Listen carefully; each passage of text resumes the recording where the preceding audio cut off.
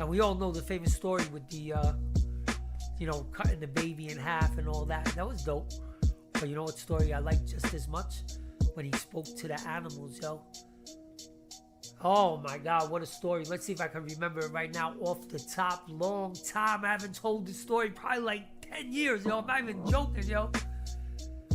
So King Solomon had a right-hand man, yo, and it was his birthday. So King Solomon went over to his right-hand man and said to him, today's your birthday. Whatever you request of the king, it's yours. So you know what he told him? Teach me the language of the animals. So right away, King Solomon said, no, I can't do that. He said, you said anything. So King Solomon said, no, please don't bind me to those words. He said, no, that's what you said, and now you're bound to those words. I'm sorry. So King Solomon said, what am I going to do? He said, okay, so he taught him the language of the animals. So that night he goes home, and as he's sitting in his room studying, he hears two cows talking to each other. And you know what they say? They say, did you hear what's going to happen today in our master's house? It's his house. No, what? So the other cow said to the other cow, thieves are going to come in at midnight and ransack his house. So right away, he called a couple of his friends, and at midnight, he was hiding out, and sure enough, two guys came. They jumped on them, and they beat him up, and they ran away. So he was thinking that night to himself, King Solomon told me not to learn the language of the animals, and it just saved me from a tragedy.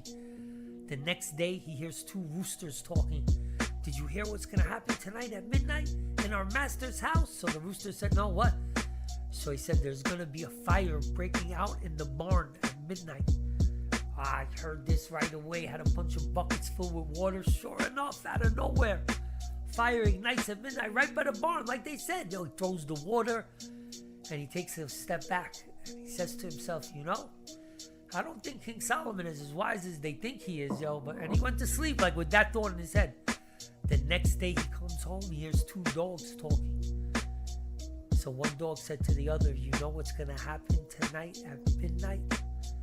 So he said, what? So this guy was like curious, like, what could happen now? Like, how am I going to save myself this time? So you know what the dog said? His son is going to die at midnight. This guy almost fainted, He ran to King Solomon. What is going on?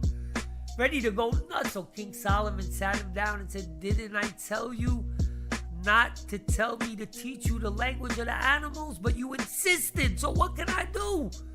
He said, but at least explain to me what's going on. He said, what's going on? He said, your son was supposed to die, but instead they were going to burn your house down and save him. But you blocked it. They were going to rob you of all your valuables to save him, but you blocked it. You gave God no choice. He had to take your son.